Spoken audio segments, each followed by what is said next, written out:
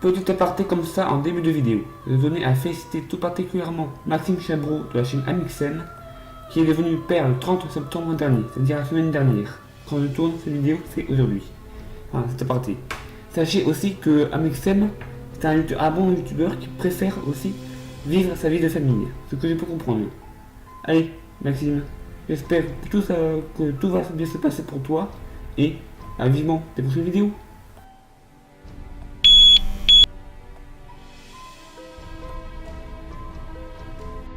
Bonjour à toutes, bonjour à tous et bienvenue sur la chaîne Culture pour tous.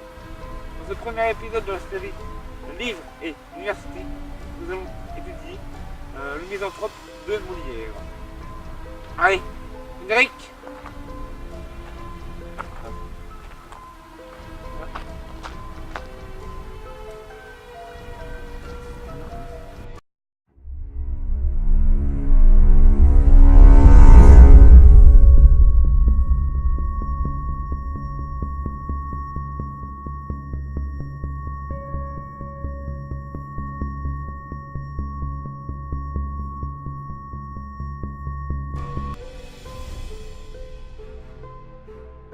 Bon, représenté pour la première fois le 4 juin 1666, le chiffre du diable 10 000. Ah, oh mais ta gueule, mais ça va.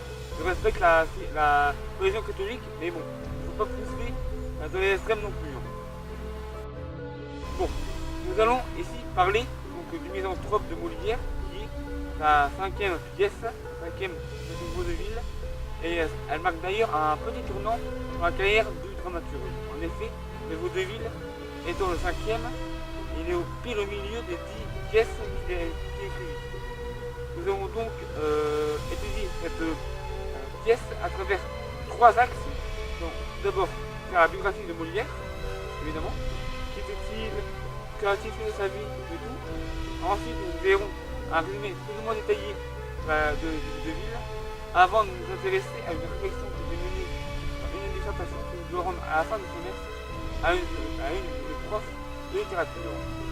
Allez, j'espère que ça vous connaîtra et passons à la première partie, la biographie de Molière.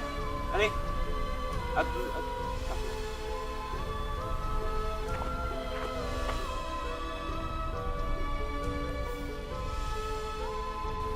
Qui était Molière?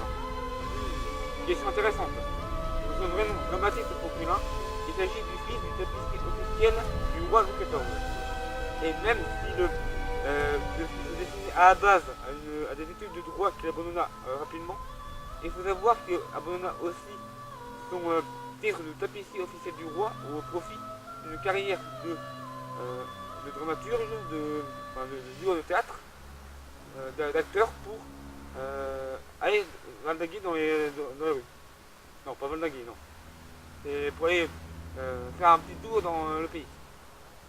Mais avant d'aller faire un tour dans le pays, il faut savoir que la première compagnie que Molière créa avec sa compagne d'alors, Madeleine Bréjard, fit un peu faillite. En effet, l'illustre théâtre connut une fin dramatique. Et elle entassa beaucoup de dettes que Molière put payer grâce à son père qui le libéra ainsi de ses dettes et de la prison où il avait passé quelques jours. Mais bon, quelle idée aussi d'aller en prison, hein? On ne se fait pas.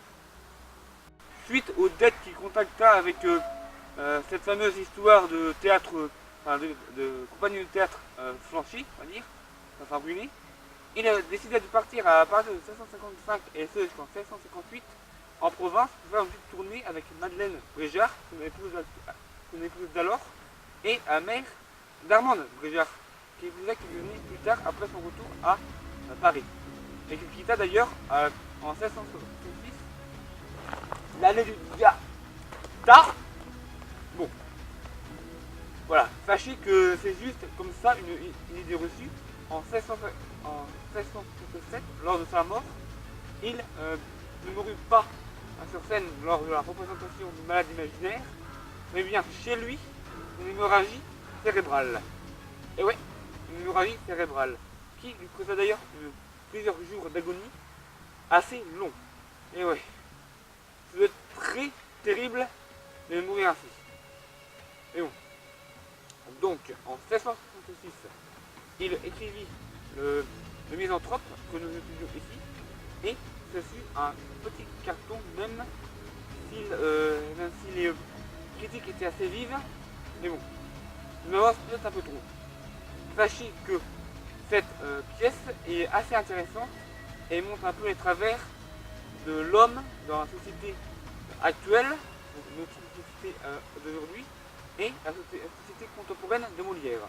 En effet, enfin, je ne vais pas vous spoiler, mais la pièce montre un personnage, donc le misanthrope, Alceste, autrement dit, qui est tiraillé entre sa folie et sa sagesse. Pourquoi? Vous allez voir ça plus à la prochaine partie.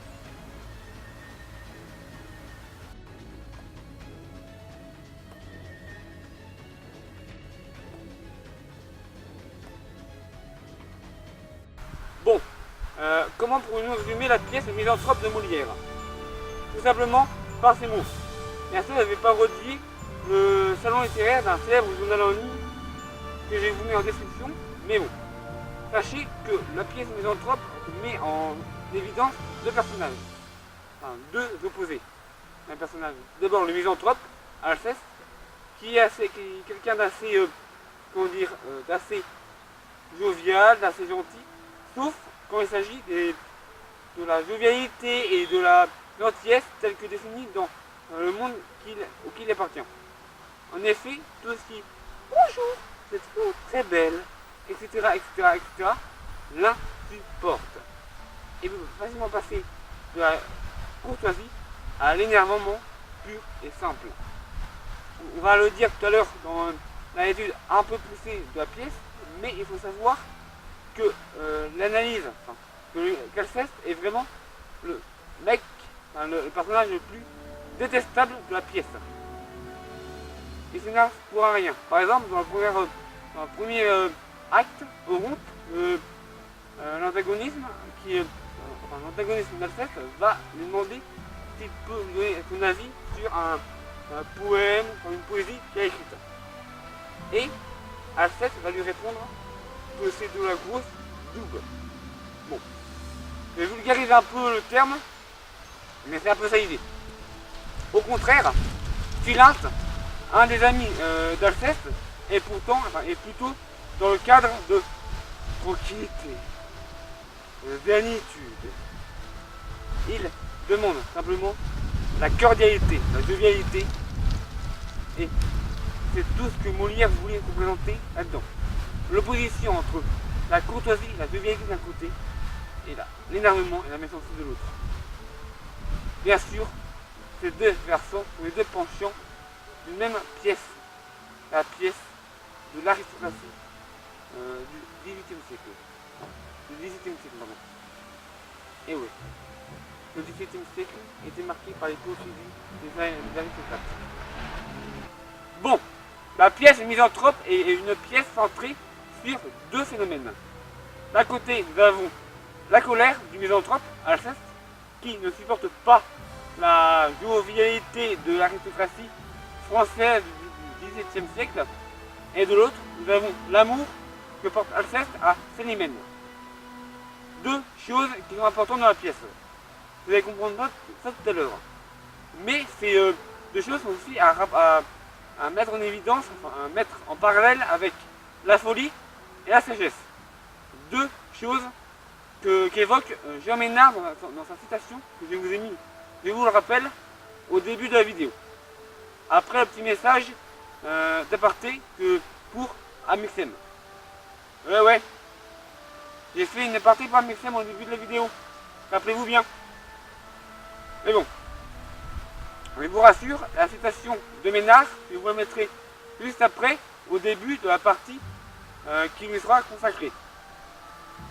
Et ouais, je vais consacrer une petite partie biographique à Jean Ménard.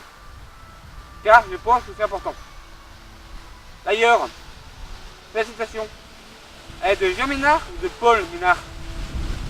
Je me suis toujours posé la question, moi.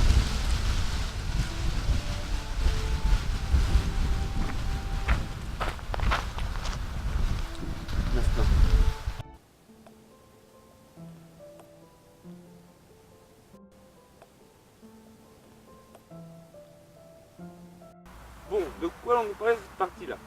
C'est simple. Nous allons faire la biographie de Jean Ménard. Top, top, top, top, top. En effet, j'ai évoqué plutôt le fait que la fameuse citation que j'ai écrite au début de la vidéo pouvait être une citation de Paul Ménard, qui vécut au 19e siècle. Effectivement, ça aurait pu. Mais bon, il faut savoir que j'ai vérifié auprès de ma prof, et effectivement, c'est Jean Ménard qui a écrit cette fameuse citation.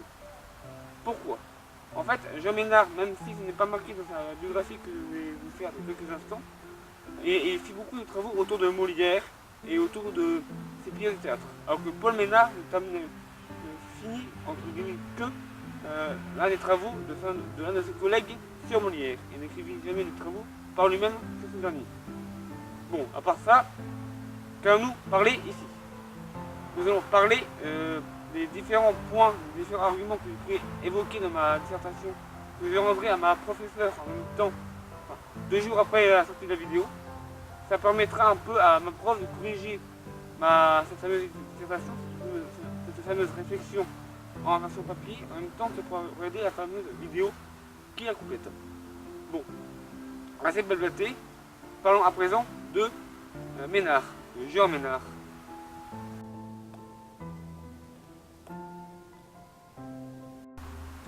Jean Raymond Jacques Ménard est un docteur S-lettres et un professeur agrégé ayant vécu entre 1921 et 2016. Et ouais, il est docteur S-lettres. Et t'inquiète pas, c'est pas le seul petit fleuron qu'il a, le seul petit prix qu'il a reçu durant son licence. En effet, même si c'est un petit prestige, il faut savoir que la distinction docteur S-lettres est due au fait qu'il ait suivi un doctorat à l'université. Je vous explique. En fait, à l'université, il y a 3 choses. Il y a 3 diplômes. La licence classique que je fais actuellement, le master et le doctorat. En gros, c'est comme une pyramide. Licence, master, doctorat. Et ceux qui sont docteur S-lettres, par exemple pour Ménard, sont arrivés jusqu'au doctorat. À part ça, voilà. Il a aussi reçu le prix Bordin de l'Académie française. Comme quoi, c'est pas la moitié d'un coup. Et ouais. T'as interdit de faire une quelconque remarque, toi. Moi? Mais la vie, voyons. Ce n'est pas le tour d'un vivant. Concernant son étude de Molière, il faut savoir que, comme je l'ai dit plus tôt, rien n'est dans sa biographie. Pourtant, selon ma professeure, et là, tiens ça de source sûre, Jean Ménard était l'un des meilleurs, l'un des spécialistes du dramaturge français du XVIIe siècle. Et ma gueule. Bon, à part ça, rien de nouveau, même si on peut parler aussi de son aïeux potentiel et probable qu'est Paul Ménard, mais bon, on va pas faire ça. En tout cas, il ne faut pas oublier que les 2 Ménard, Paul et Jean, sont des 2 professeurs S-lettres, docteurs S-lettres, français forcément, qui ont été récompensés de leur doctorat à 2 siècles de différence, à quelques dizaines d'années de différence. N'oubliez pas que Paul Ménard est mort en 1899 et Jean Ménard est né en 1921. Ils sont potentiellement de la même famille. Je dis salut de rien. Allez, partie suivante.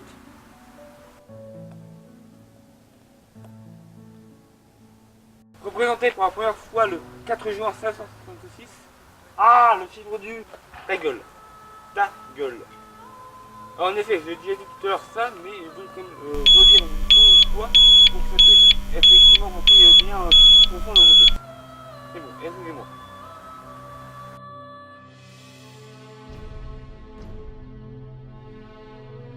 Représenté pour la première fois le 4 juin 1666, la pièce qu'écrivit Molière est une pièce qui marque un peu un tournant dans sa carrière de dramaturge. En effet, comme je vous l'ai dit tout à l'heure, cette pièce est la 5e de sa dramaturgie qui en compte 10, je vous rappelle. Donc ça compte ça fait un peu un tournant. Ça clôt la première moitié de sa dramaturgie et ça entame, ça annonce la suivante. À part ça, nous allons essayer de savoir ici si Alceste est vraiment l'archétype type d'un cliché que peut avoir, que peut énoncer Jean Ménard dans sa citation. La folie et la sagesse est folie. Ouais, c'est un archétype assez occidental ça. Et ouais. À travers cette citation de Jean Ménard, nous serons amenés à nous questionner de la manière suivante. En effet, il ne faut pas oublier que la bille noire et l'amour chez Alceste, l'amour que Alceste entretient pour Célimène, peut être mis en parallèle avec la folie, avec la sagesse et la folie dont parle justement Ménard cette citation. Et après tout, y a-t-il un lien entre ces deux formes, entre folie et sagesse d'un côté, et bille noire et amour de l'autre? À voir. Hein, à voir. Bon. Et vos bons plans, hein? Bon, nous tenterons de répondre à cette question à travers trois axes qui se suivront assez logiquement, je pense. Premier axe, nous tenterons de voir si la folie dont peut parler Ménard de cette situation peut se rapprocher à la bille noire qu'évoque Alceste dans la première partie. Ouais. Dans la première partie bille noire, qui se trouve exclusivement dans la première partie, dans la première scène de l'acte 1. Et puis, deuxième partie, nous tenterons de voir si l'amour d'Alceste pour Célimène est sage. En effet, nous tenterons de rapprocher l'amour à la sagesse qu'évoque Ménard. Enfin, troisième et dernière partie, nous tenterons de répondre à la question importante que soulèvent les deux premières parties. Est-ce que l'amour d'Alceste pour Célimène ne serait-elle pas une tentative vaine de cacher la bille noire qui ronge le héros principal de la pièce? Nous verrons ça tout à l'heure.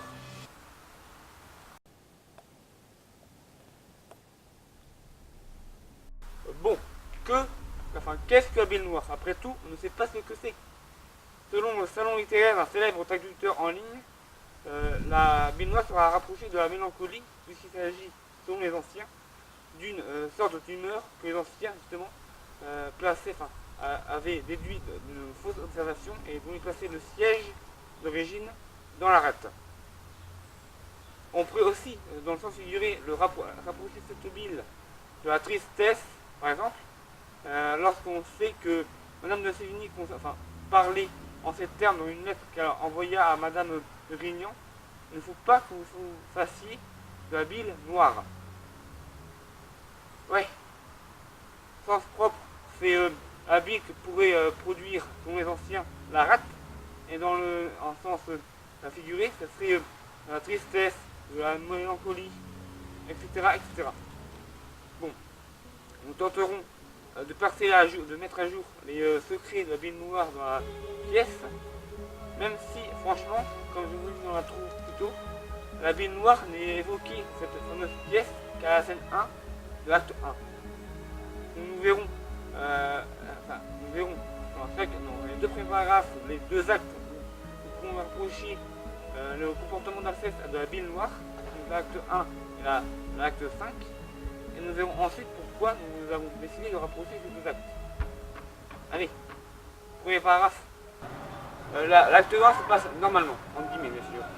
Je place cet adverbe entre guillemets car seules deux occurrences du terme bille, de référence à la bille noire évidemment, se trouvent dans la scène 1, 21, 2 du livre. En fait, cette scène met en évidence le fait que Alceste peut ressentir de la colère, de la violence, même de l'énervement. Pourquoi je parle de colère? C'est véritablement ça qu'il ressent quelques scènes plus loin face à Oron, lorsque cette année il montre un petit texte poétique qu'il a écrit par lui-même.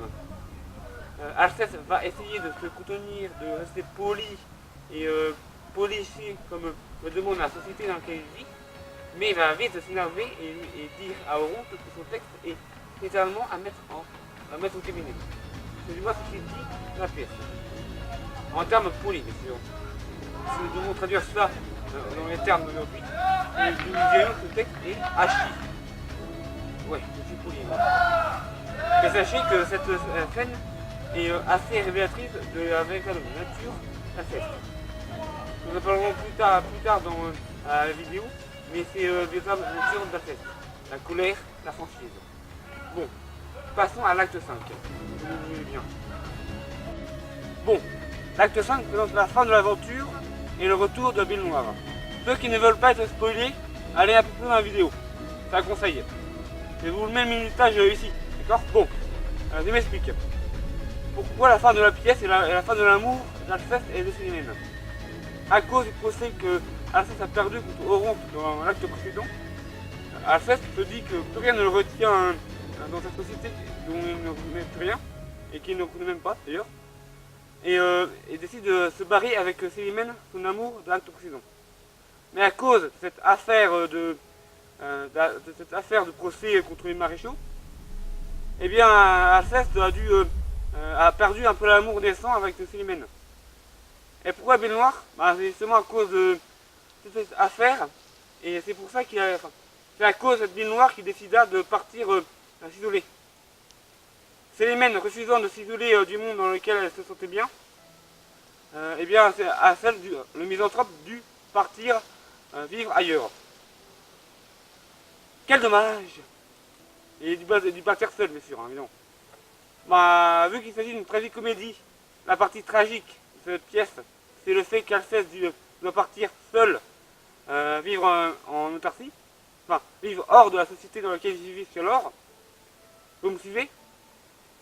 Au contraire, la partie comédie réside dans le fait que Philinte et sa compagne vont finalement se faire bénir par le misanthrope avant que ce dernier parte, et ils vont pouvoir vivre heureux jusqu'à la fin des temps, avec pas d'enfants et tout. Je rigole. La fin Disney m'a un peu trop pollué. Pam pam pam pam. Bon, le résultat est là. D'un côté, la tragédie, c'est Alceste qui doit quitter Célimène, entre guillemets, car celle-là ne veut pas le suivre dans sa folie isolationniste. Et de l'autre, Philinte et sa compagne, qui vivent heureux jusqu'à la fin des temps. Belle fin. Ouais, belle fin.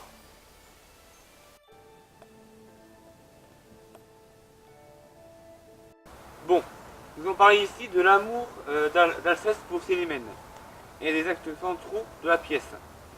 Quand vous en doutez, Alceste tombe amoureux de Célimène dans les 3 actes centraux, au début de l'acte 2, et après l'amour va se tisser ou pas dans les 2 actes suivants. Bon, nous allons nous questionner ici, enfin nous allons faire un petit plan assez simple, voir le rapprochement entre sagesse et amour. En effet, il faut savoir que selon la définition actuelle comme contemporaine de Molière, être sage, c'est être resté en société, dans la société dans laquelle on vit, on est né. Pour Alceste, c'est rester dans la haute bourgeoisie. Et ouais, c'est son domaine, c'est son milieu après tout, c'est son monde. Au contraire, la folie serait de vouloir s'isoler du monde dans lequel on vit, c'est-à-dire partir de son monde et aller vivre autre chose, autre part. C'est ce que pourrait faire Alceste à la fin de la pièce.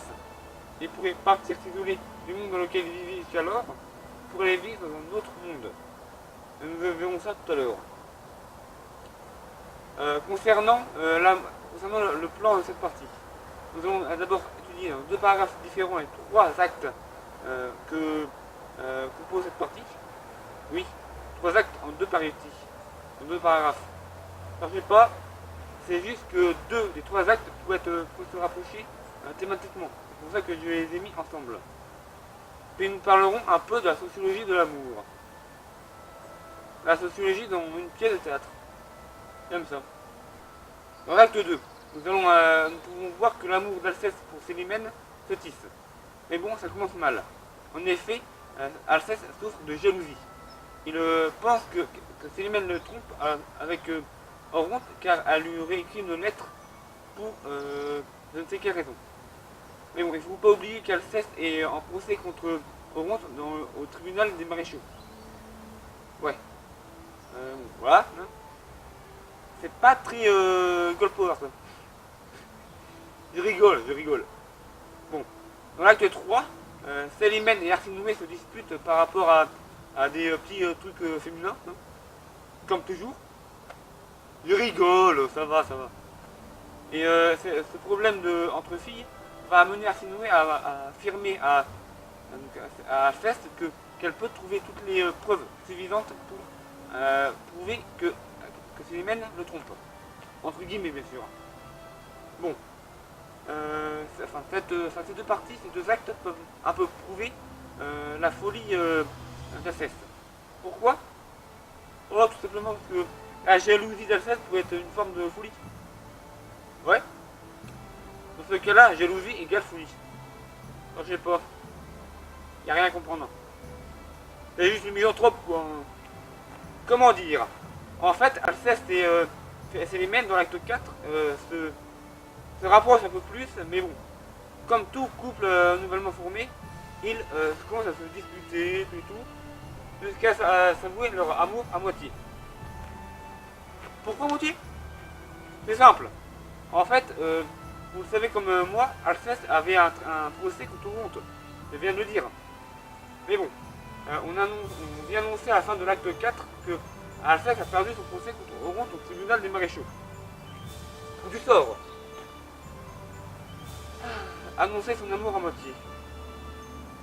C'est ballot, hein. En effet, il ne faut pas oublier que nous pourrions un peu traduire la citation de Shakespeare, to be or not to be, par aimer ou pas aimer. C'est un peu un plagiat, une contrefaçon. Aimer ou ne pas aimer, c'est la question. Ou en anglais, to love or not to love. Vas-y, je questionne. Ouais, mon accent anglais, j'adore ça. Ah, l'amour, quel beau sentiment, c'est vrai quoi. Ça peut commencer comme ça, et finir comme ça. Eh ouais. Preuve en est, je suis pas amoureux. Bon, passons ça. On va parler d'une théorie avancée par Lubomir Lamy. Quel nom de merde, Lubomir. Je m'excuse. Et on va parler de la sociologie de l'amour. Comme elle affirme dans son chapitre 4 d'un de ses livres, pourquoi moi, pourquoi toi? En fait, l'amour est très succinct, très subjectif. Et pourquoi se contenter de simples conjoints que nous trouvons dans notre cercle proche, alors que nous pouvons trouver pas bien mieux ailleurs, mais bien mieux ailleurs. Il faut s'élargir, arrêter de borner, ouvrir les points de vue. Bon, pourquoi faire ça? En fait, dans votre entourage proche, autant amis que famille, il n'y a pas forcément de conjoint d'hommes de votre vie. Et bien c'est un peu le cas d'Alceste et de Célimène. En effet, Alceste pense aimer Célimène. Mais Célimène l'énerve un petit peu. Comment faire? En fait, Célimène est pour Alceste le parfait exemple de la société qui essaye de fuir. Et oui, l'isolation, la volonté isolationniste d'Alceste pourrait s'expliquer par une volonté de s'ouvrir au monde. Et vu que la sociologie de l'amour explique à peu près ça, il aime Célimène pour rester dans la société. Mais vu qu'elle est trop superficielle pour lui, il ne peut pas l'aimer à 100%. Et c'est dommage. Bon, je ne vais pas vous embêter avec ça, nous en parlerons tout à l'heure un petit peu, mais bon, nous n'allons pas nous étendre dessus. Je vous ferai peut-être une vidéo sur cette sociologie de l'amour. Elle est intéressante, la sociologie de l'amour. Très intéressante. Dans cette ultime partie, nous allons nous intéresser à la question que nous nous sommes posée à la fin de la introduction générale. L'amour d'Alceste ne serait-il pas finalement qu'une sorte de dissimulation vis-à-vis de la bille noire qui le ronge depuis le début? C'est ce que nous allons voir ici. Allez, première partie. Si nous suivons l'argumentation que nous avons mis en place dans les deux parties précédentes, eh bien nous pouvons dire que la bille noire d'Alceste n'est pas du tout cachée par son amour pour Célimène. En effet, pourquoi je dis ça? Bon, en fait c'est simple. Imaginez une pièce de monnaie. Vous voyez, il y a deux faces, pile et face. Imaginez ça. En fait, vous pouvez mettre ça sur vous pouvez remplacer les piles et faces par la bille noire d'un côté et l'amour de l'autre. Ce sont les deux faces de l'identité de l'Alceste. En effet, comment pouvez-vous dire ça? Oh, ça ne fait pas. En fait, la bille noire est juste un penchant d'Alceste qui représente son envie de quitter la société dans laquelle il vit. Alors que l'amour, ce serait plutôt la tentative vaine de rester dans cette société. Donc, si la pièce se trouve du côté pile, il a envie de se barrer de la société. Si elle se trouve du côté face, il a envie de rester. Mais je vous rassure, comme on peut faire tourner une pièce sur elle-même, là la pièce qui représente les émotions, les envies d'Alceste, peut aussi tourner sur elle-même. Donc sur l'acte 1, elle est côté pile, côté bille noire. Ensuite, on la lance un tout petit peu, elle fait une rotation sur elle-même, elle s'arrête, elle fait une demi-rotation sur elle-même, elle s'arrête. Trois actes suivants. On parle de l'amour d'Alceste pour Célimène. Même si, vous vous doutez bien, il y a un petit penchant bille noire, vu qu'il est jaloux de Célimène. Ensuite, on redonne une petite pitchounette sur la petite pièce.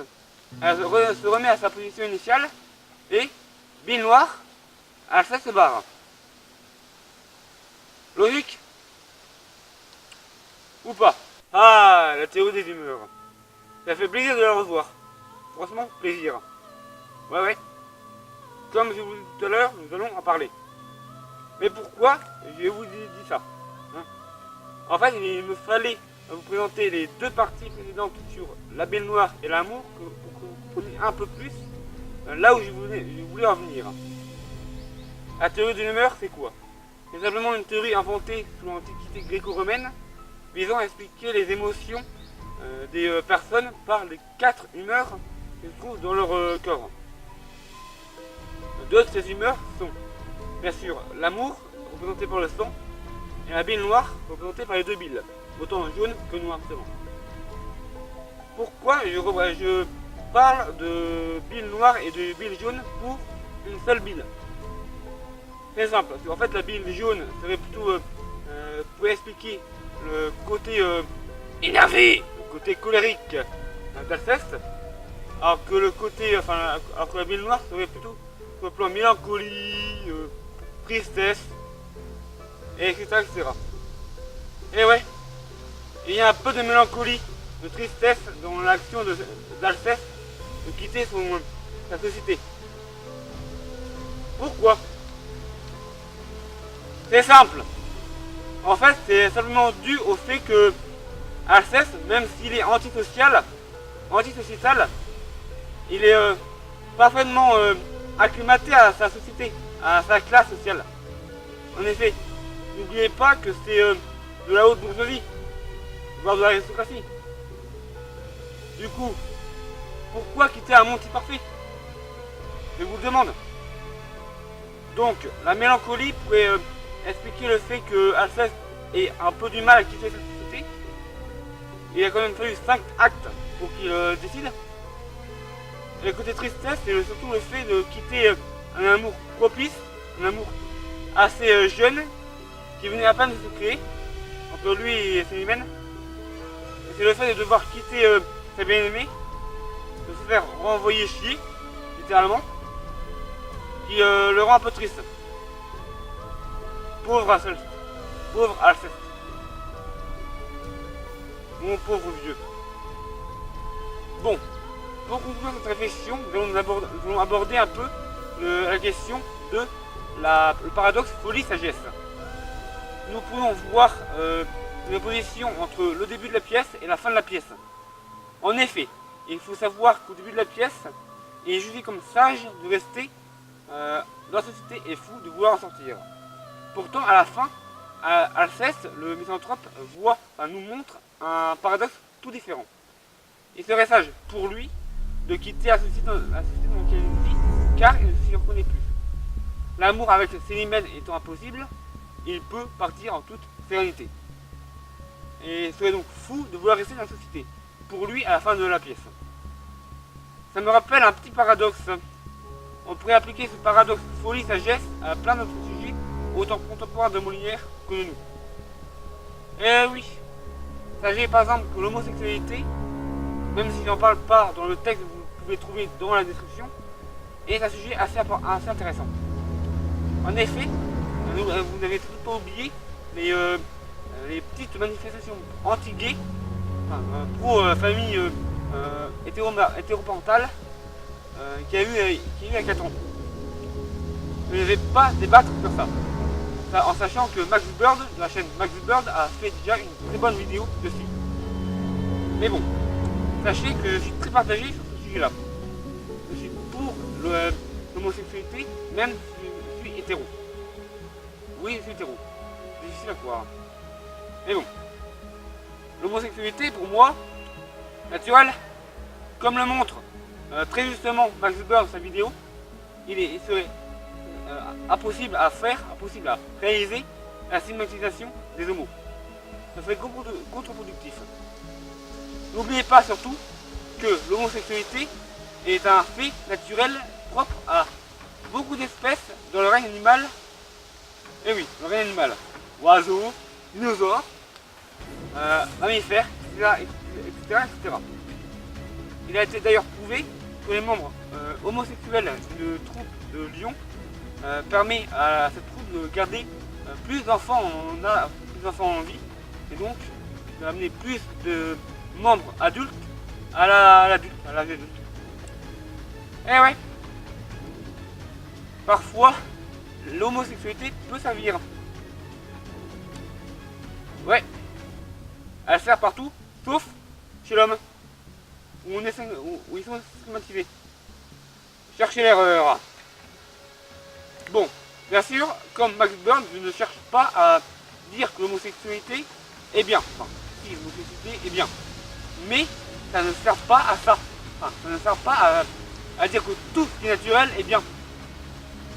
Manger ses enfants, être animal, c'est mal. Et c'est pas que c'est naturel, que c'est bien. Eh ouais. Ne soyez pas con dans les commentaires. Attention. Que devez-vous retenir de cette réflexion? Nous avons vu que le paradoxe folie-sagesse s'était inversé dans le cours de la pièce. Au début, être sage, c'est rester dans la société dans laquelle on vit et être fou pour la quitter. Et à la fin, c'est l'inverse. Être sage, c'est quitter la société dans laquelle on vit et être fou, c'est y rester.